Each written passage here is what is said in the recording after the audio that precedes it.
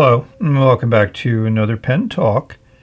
Thank you very much for tuning in and joining me as I explore the amazing and incredible wide world of pens. And many of you may know I've been doing this for a long time, and I've made a lot of great friends. Relationships have been built, and I've been very, very pleased and happy to know Bobby Pen. He's been around since I started doing my videos, and he's been very supportive of my channel. I enjoy our interactions, and today in the mail I received this pen from him. Yes, it's a Jinhao 9019, the big pen, number 8 nib. He also included an eyedropper, which we'll talk about, in its usual plastic sleeve. But then he also included this nice leatherette pen pouch, and it was in this cardboard box, so it was very well protected in its padded envelope and made it safely across the Pacific Ocean to me. But what makes this pen special, as we take off the cap, which takes about 2 1/4 turns, we'll see an amazing nib. Bobby has been good at really providing us with opportunities for amazing nibs. This design looks familiar, but the problem I've had with steel nibs that try to flex is they don't really flex too well. But we're going to do the thumb test, and this is a soft nib. Very pleased. Here's the listing on the Etsy store that Bobby has. I'll have a link in my video description. Here's some examples of Bobby writing with the nib. I don't know whether I'll be able to do that, but I'll do my best. And some might be concerned about the plated metal inside there. I'm not. I have an ink in mind. We'll see how well it works. But again, I'm very, very pleased, very, very happy to present you with something a little bit different. My first number 8 nib like this. And thank you again to Bobby for sending it to me so I can show it to you. And stay tuned. I think it's always nice to get a little note in with the pen. Bobby explaining with the eyedropper filler in the pen, you got to be careful with air and potentially burping. But it's great to have a huge amount of ink in the pen. You got to be careful how you use it. So it's also nice to see that there's ink in the cap, a little bit of ink there. So I would guess that Bobby has tuned the nib, written with it. So I'll clean out that ink. I'll just take a little bit of water.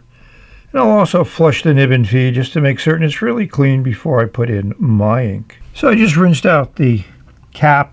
As you can see, there is no ink left. It came out very easily. I also pulled the nib and feed just to make certain it was very clean.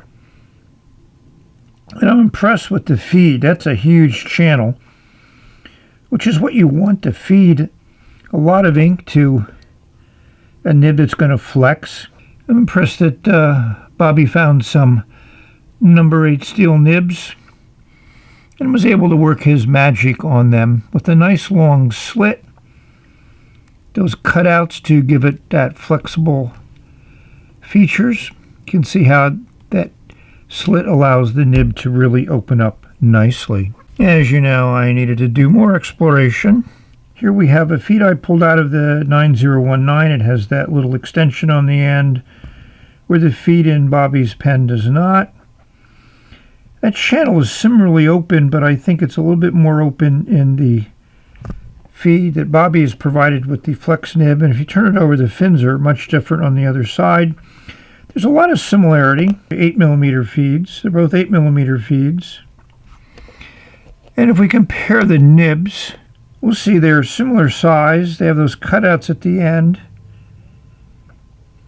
But obviously, the Jinhao nib is fairly stiff, whereas we know the Bobby nib is not. Kudos Well done. Let's see how it puts down ink. So let me give a word of caution. If you do get this pen, don't pull the nib and feed. It fits in just one way, and it's not the easiest thing to reassemble it. I made some errors. The other thing is this collar here has no stop, so you can easily push the nib too far in, which I did the first time. I had to use a light in there to see exactly the orientation. It's very subtle for the positioning of the nib in that feed. So not only is the feed interesting and the nib interesting, but the nib collar is also different, which is the other reason why it won't take the converter, because there's no connection at the end of that nib assembly for the converter to attach to. So it's eyedropper only. So what ink to put in? Well, I don't know. This ink called out to me. I think it'll look beautiful in the pen. And of course I have a syringe that holds 10 milliliters of ink. I filled it to 10 milliliters and filled the pen, but it's hard to really gauge or judge that. Here's what it looks like on the paper towel. It's a really nice, brilliant blue turquoise. And of course, the pen is completely full. As you can see, it comes in between that metal part of the section because the O-ring is down below the threads. And as you know, I like the O-ring above the threads, and this is a good example of why. But I silicone greased both the O-ring and the thread, so I think we should be in good shape. But that is one incredible 9 milliliters of ink in there. Oof. We'll need that. This is a very wet, free-flowing nib, as we will see shortly. So here's some of the first writing I did when I inked up the 9019 for the first time. And yes, I did get a blob here. But it's very easy to use, and you can see how it opens up a lot and lays down a lot of ink. And here's a Waterman 52, which I done also when I first refilled it. It's amazing how much darker the Lamy turquoise is, but I think that has to do with whatever ink I may have had in this pen before. But it also opens up quite a bit, and the ink is even more held and dealt with in this Fabriano paper. Interesting comparison.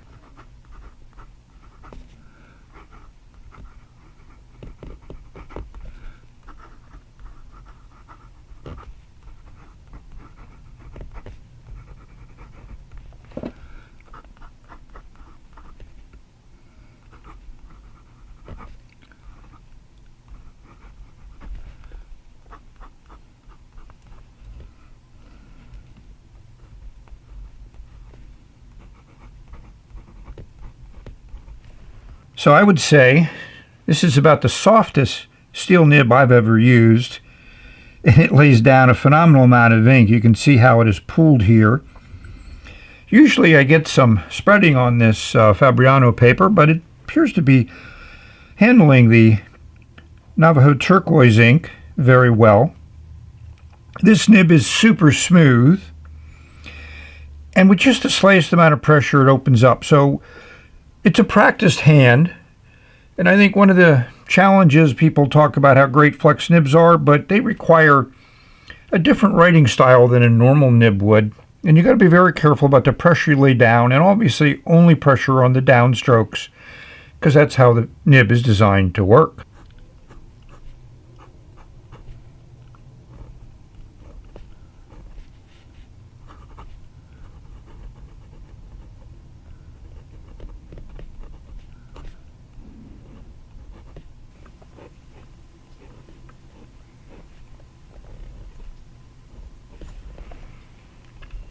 I hope I captured how these two nibs flex. And yes, you can railroad it. Every flex nib requires a very practiced hand.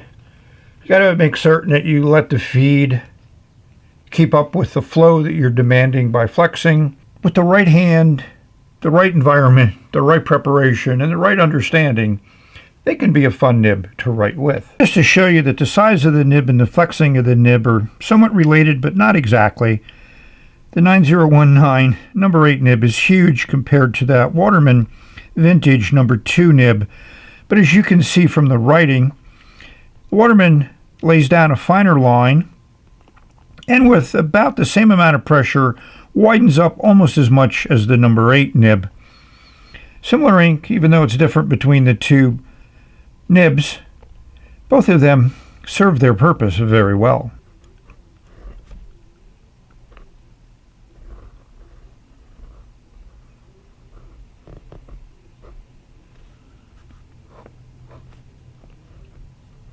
So I thought I'd write on some Tomoe River paper, which can take a ink flow like this, and writing with the pen can be an interesting experience.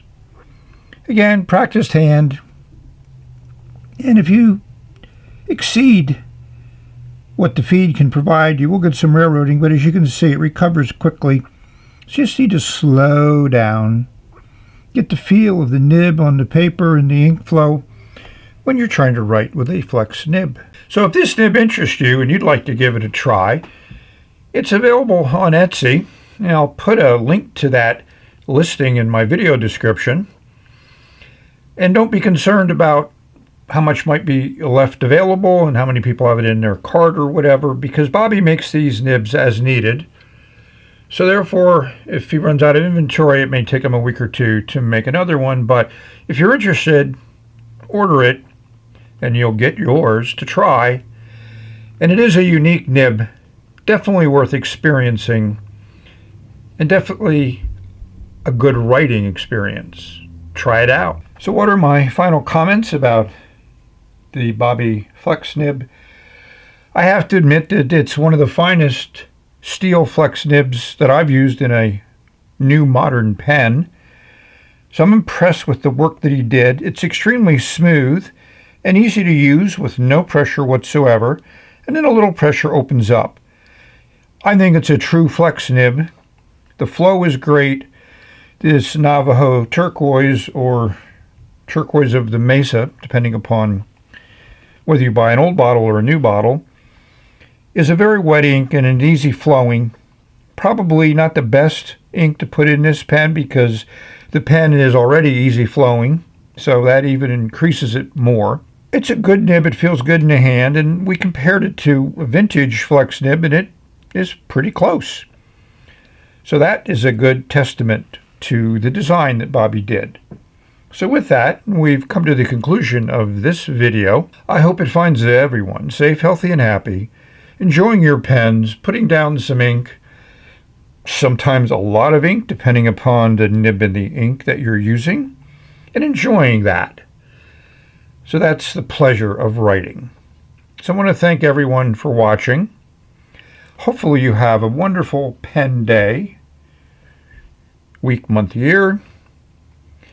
So we've reached the end, and we will say bye. Enjoy everything.